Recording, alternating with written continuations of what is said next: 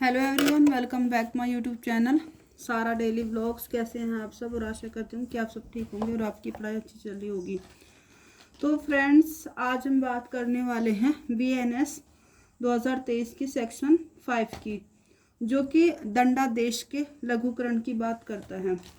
तो फ्रेंड्स, यदि मैं IPC 1860 की बात करूं, जो हमारा ओल्ड एक्ट था, इंडियन पिनल कोड 1860 का, तो फ्रेंड उसमें दंडादेशों का जो लघुकरण था ये सेक्शन 5 में बता रखा BNS में, और IPC में सेक्शन 54, सेक्शन 55 और 55A में फ्रेंड्स ये डिफाइन किया हुआ था।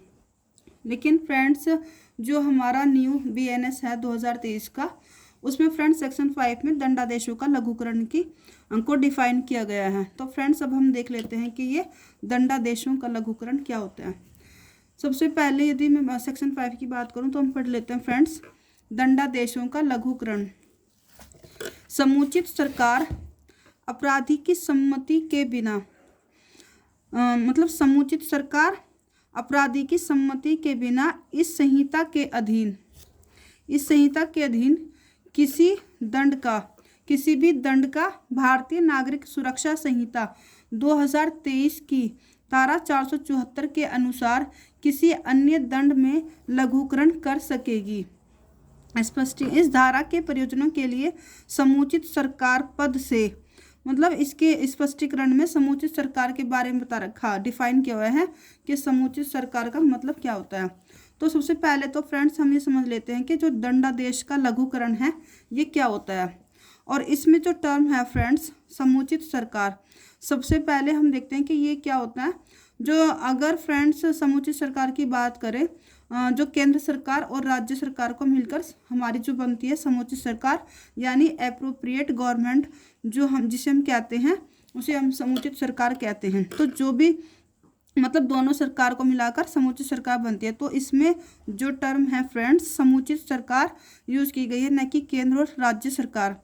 तो इसको जो दंडादेश का जो लघुकरण है, तो ये जो फ्रेंड इसका मतलब है कि जो अपराधी है उसके दंड को यदि एप्रोप्रिएट गवर्नमेंट को ये लगता है कि कम किया जाए, तो फ्रेंड्स वो उस दंड को, जो उसको पनिशमेंट मिला है, किसी भी पनिशमेंट को वो कि कम्यूट कर सकती है, कम कर सकती है। और उसमें एक सेकंड जो टर्म है अपराधी की कंसेंट, सम्मति के बिना।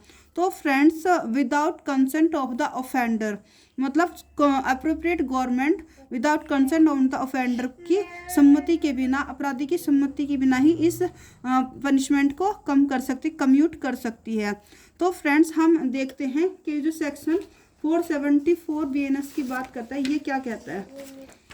यदि फ्रेंड्स मैं सेक्शन 474 BNS 2023 की बात करूं, इससे पहले फ्रेंड्स हमें पढ़नी होगी CRPC की। पहले फ्रेंड्स जो CRPC था 1973 का हमारा एक्ट ओल्ड, उसमें ये सेक्शन दे रखी थी CRPC की सेक्शन 433 में। सॉरी, आपको आई होप आपको ये दिखाई दे रहा होगा क्लियर। तो फ्रेंड्स पहले हम देख लेते हैं जो CRPC थी हमारी ओल्ड 1973 का जो एक्ट था, उसमें हम देखते हैं कि 433 सेक्शन क्या कहती है। तो फ्रेंड्स इसमें हम ये देखते हैं कि सबसे पहले समुचित सरकार जो हमारी, इसमें किसको पावर दी गई है, एप्रोप्रिएट गवर्नमेंट को इसमें पावर दी गई है कि कोई भी हमारी जो एप्रोप्रिएट गवर्नमेंट है वो क्या कर सकती है कि ऑफेंडर का जो वो है पनिशमेंट है जो उसे मिला है, तो उसकी विदाउट कंसेंट के, कि अगर गवर्नमेंट को लगता है कि उसके दंड को कम किया जाए अपराधी के, तो वो उसको कम कर सकती है। इसमें फ्रेंड्स 4 कंडीशन दी हुई हैं ABCD। तो हम देख लेते हैं एक करके ओल्ड वाले CRPC के सेक्शन 433 को। तो समुचित सरकार क्या करेगी, यदि फ्रेंड्स सबसे पहला है A, यदि फ्रेंड्स किसी ऑफेंडर को, अपराधी को डेथ पनिशमेंट की डेथ पनिशमेंट दिया गया है, तो उसको क्या किया जाता था, पहले IPC के अदर पनिशमेंट में कम्यूट कर दिया जाएगा। तो क्या कर सकती थी, जो हमारी एप्रोप्रिएट गवर्नमेंट है, समुचित सरकार है, वो हमारे डेथ पनिशमेंट को किस में कम्यूट करेगी, IPC के अदर पनिशमेंट में।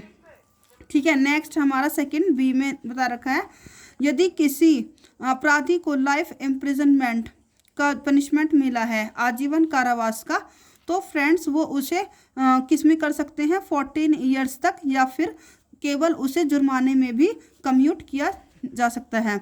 तो आप इसे सी, तीसरा देखते हैं सी में, रिग्रेस, यदि रिग्रेस इम्प्रिजनमेंट मिला है मतलब कठिन कारावास मिला है, तो फ्रेंड्स उसे हम सिंपल इम्प्रिजनमेंट में कम्यूट कर सकते हैं। नेक्स्ट है हमारा डी, सादा कारावास, यदि सिंपल कारावास मिला है, सिंपल इम्प्रिजनमेंट मिला है, तो उसे केवल ओनली फाइन में मतलब कि कम्यूट किया जा सकता है। ये तो फ्रेंड्स हमारी जो सीआरपीसी थी ओल्ड सेक्शन 433 उसमें ये बता रखा था। अब हम देखते हैं कि इसमें क्या चेंज हुआ है। जो बीएनएस की हमारी 474 सेक्शन है, इसमें एक सबसे बड़ा चेंज तो ये है कि फ्रेंड्स पहले इसमें 4 क्लोज दिए गए थे डी तक, बट इसमें अब एक क्लोज और ऐड कर दिए गए, इसमें ई 5 क्लोज दे रखे हैं। दूसरी बात, अब हम देखते हैं कि जो दंडादेशों का लघुकरण की बात करती है 474 सेक्शन 474 BNSS भारतीय नागरिक सुरक्षा संहिता की जो धारा है 474, एप्रोप्रिएट गवर्नमेंट क्या कर सकती है, यदि किसी ऑफेंडर को, अपराधी को डेथ पनिशमेंट का मिली है, तो फिर उसको लाइफ इम्प्रिजनमेंट कम्यूट कर सकते हैं। तो आप क्या कर सकते हैं, डेथ पनिशमेंट को लाइफ इम्प्रिजनमेंट में कर सकते हैं।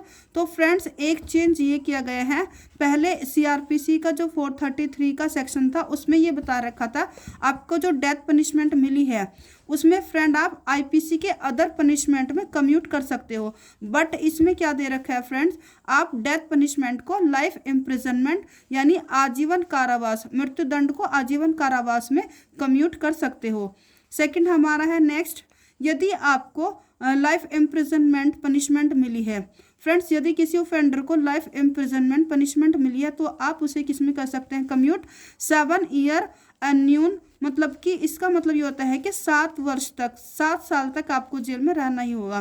तो फ्रेंड्स ये भी इसमें एक बड़ा चेंज है, क्योंकि पहले क्या था, आजीवन कारावास जो था, लाइफ इम्प्रिजनमेंट को आप 14 ईयर्स तक या फाइन में कम्यूट कर सकते थे, पर इसमें क्या कर दिया फ्रेंड्स, लाइफ इम्प्रिजनमेंट को 7 ईयर तक कर दिया कम्यूट। नेक्स्ट है हमारा थर्ड, यदि आपको पनिशमेंट 7 ईयर या उससे अधिक का पनिशमेंट मिला है तो फ्रेंड्स आप उसे 3 ईयर्स में 3 वर्ष तक कम्यूट कर सकते हो। नेक्स्ट जो हमारा चौथा है फ्रेंड्स फोर्थ, यदि आपका पनिशमेंट 7 ईयर्स से कम है, 7 साल का पनिशमेंट, 7 साल से कम की जो पनिशमेंट मिली है आपको, आप उसे ओनली फाइन में कम्यूट कर सकते हो। तो फ्रेंड्स और यदि आपका पांचवा इन्होंने इसमें ये ऐड किया है जो मतलब दे रखा है कठोर कारावास को, आप क्या करेंगे, कठोर कारावास जो रिग्रेस पनिशमेंट मिली है थी आपको, तो फिर आप उसको सादे कारावास में सिंपल इम्प्रिजनमेंट में कम्यूट कर सकते हैं। तो फ्रेंड्स ये है हमारी सेक्शन 474 BNSS 2023 की।